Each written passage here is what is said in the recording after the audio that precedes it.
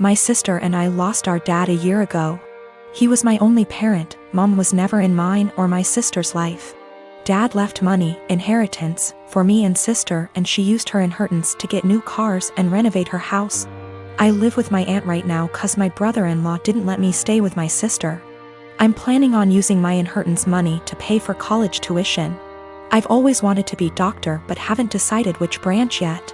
My sister and I haven't been close. It started after she got married to her chronically ill husband, who was allowed to make backhanded comments about dad and mock his illness, and make a scene at his funeral. Only because he's ill and shouldn't be held accountable for his behavior. I've distanced myself, but my sister kept visiting a lot lately, venting about my brother-in-law's condition. He's been in and out the hospital for heart problems and in need for a surgery.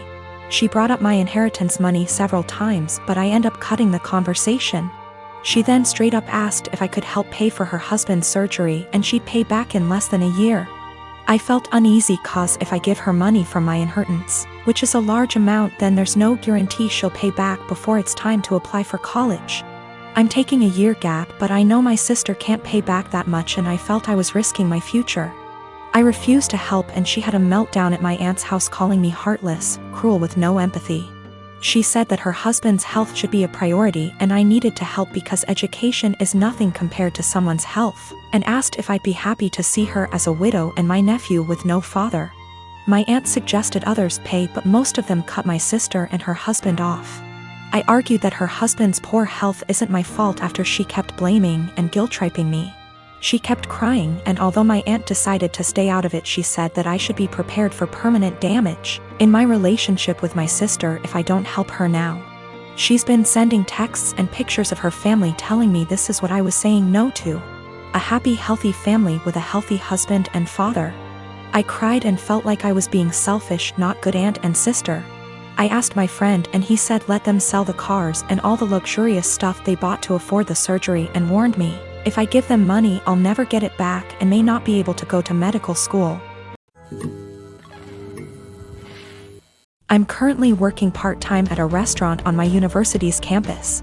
I mostly work shifts with this one girl, we'll call her Anna, who is all for the body positivity movement. She embraces her body type and regularly posts inspiring quotes or images on her social media accounts. Personally, I have nothing against this at all. I am also in full support of treating and accepting everyone no matter their body type. However, I do believe that everyone should be healthy, eating right, exercising, taking care of their mental health, etc. Or at least attempting to be. I don't support those who use the body positivity movement as a cloak to shield and justify their unhealthy and damaging behaviors. However, despite being a supporter, Anna regularly comments on my body type. For example, I always bring food for my shifts since I personally think the food there is not the healthiest: burgers, fries, more fried food, etc. Anna will often say things like, "You should eat a burger, you could use a few extra pounds, honey." Or, "You look skinnier than last week. I told you to stop eating salads every day." She'll sometimes even feign concern for me and ask me in private if I was struggling with my weight, and then proceed to tell me that I look way too skinny to be healthy. One time I was changing into my work shirt in the back and Anna saw my stomach and commented that my stomach was starting to look like a man's. I have no idea what that even means, but I doubt it was a compliment. These hypocritical comments have pissed me off. I enjoy eating healthy and cooking my own meals, and I enjoy working out and staying toned. Anna, on the other hand, gorges herself on the food in our restaurant, drinks about 3 cans of Coke per shift, and does not work out. I don't think this is healthy. Finally, during yesterday's shift, this guy I kinda like came in to get some food, and I was super excited to see him. He turned out to be a bit cold towards me, and the whole event was a bit anticlimactic. Oh well. Anna witnessed the whole thing, and after he left, she said, maybe he's into Kuvya girls. I basically blew up at her and called her out for all of her hypocrisy. I asked how she could call herself a supporter of body positivity when she regularly shamed my body.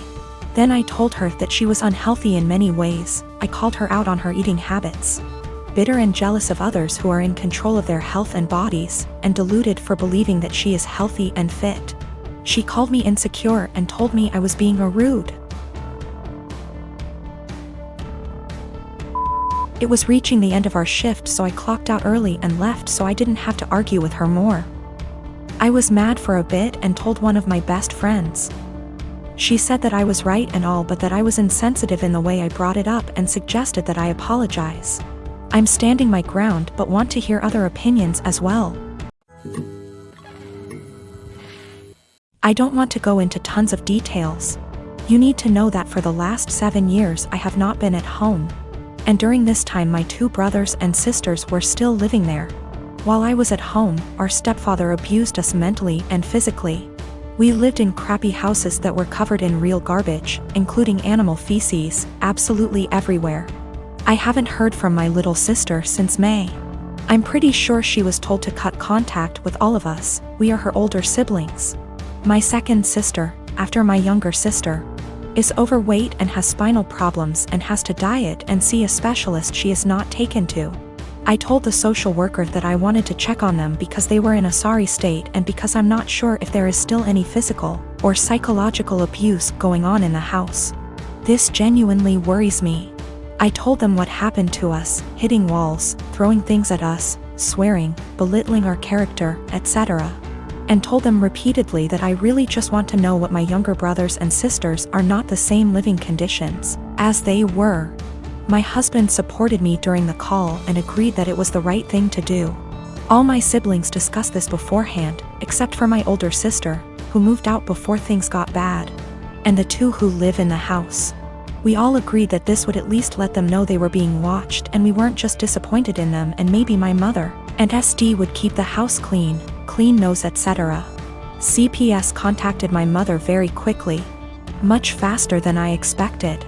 I mean within 3 hours. After that, my older sister, who lives far away and hasn't contacted me for months, calls and she gets mad at me because she knows I called. I didn't deny anything and just said, if they have nothing to hide, then they have nothing to worry about. It will all be over pretty quickly, to which she replied, what if it doesn't? If they are taken away? I said, I hope it doesn't come to that, and if it does, it's not on me. I didn't harm them. I didn't leave animal excrement around the house. I asked, would you let your children live the way we lived? She didn't answer. I asked again and she said, no. I'd keep a decent house, but it's not your job to tell someone else how to parent. I said, okay. So, if that's all, why did you call? I think we're done. She told me that we all need to get over what happened to us and move on. She left long before the violence started and she wasn't around, regardless of my personal experience. I can't help but feel like I did something wrong. I have limited contact with my mother because of her husband, and she denies that any of us have ever been abused.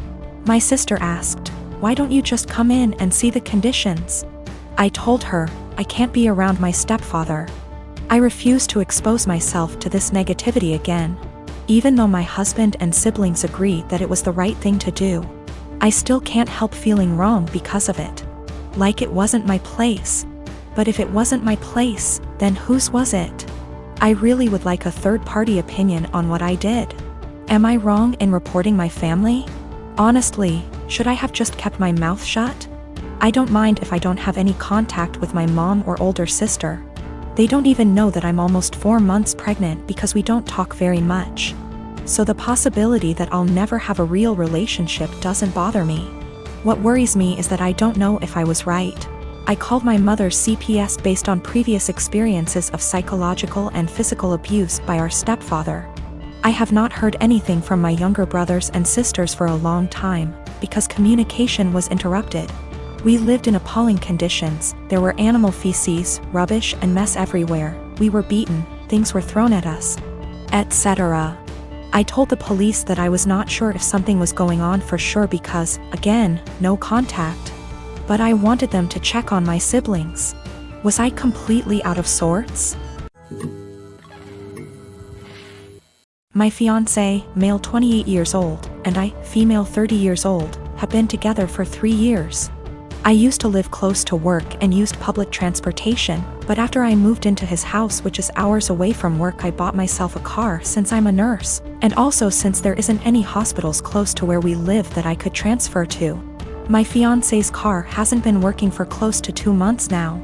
It requires so much money to get it fixed, and he refused my financial help when I offered it. Instead, he would ask to use my car every now and then, and I agreed as long as it's when I'm not working, and also, since he only uses it for trips to the supermarket, etc. On New Year's Eve, he told me he wanted to use my car to go hang out with his friends and celebrate, but I declined because I had to cover a night shift and needed my car to travel to work. He insisted and even suggested I take the night off or swap shifts with another nurse, but I couldn't do that last minute.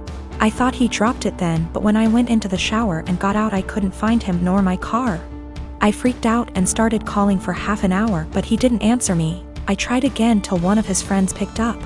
I demanded he give the phone to my fiancé, but he said they were out and confirmed that he took my car and told me that my fiancé said that it's better that I skip my shift and he'll be back with my car later. I couldn't take it. I felt so enraged. I had my fiancé on the phone telling him I did not consent for him to take my car to go hang out with friends, and said I'd call the police to get it back if he refused to come back with it. But he didn't take me seriously, so I ended up calling the police, and he and his friends were picked up at the bar where they were hanging out, then were taken to the police department. I got my car from there and still went to my shift. My fiancé was let go hours after I left, and he blew up my phone with missed calls and texts about how I was out of my mind to call the police on him and put him in this situation. I did not respond, but when I got off work the next day we got into an argument, and he said he couldn't believe I'd do this to him, but I told him he made me do this, to which he responded that I was petty and callous because not only did I ruin his New Year's celebration, but all his friends aren't speaking to him after I put them in this situation as well, and he then kept giving me silence about it. I did consider this a form of theft, especially since he went behind my back after getting a no from me. But he was shocked that I'd even imply that he was a thief and said what's yours is mine and vice versa, so I shouldn't be using the terms theft and stealing.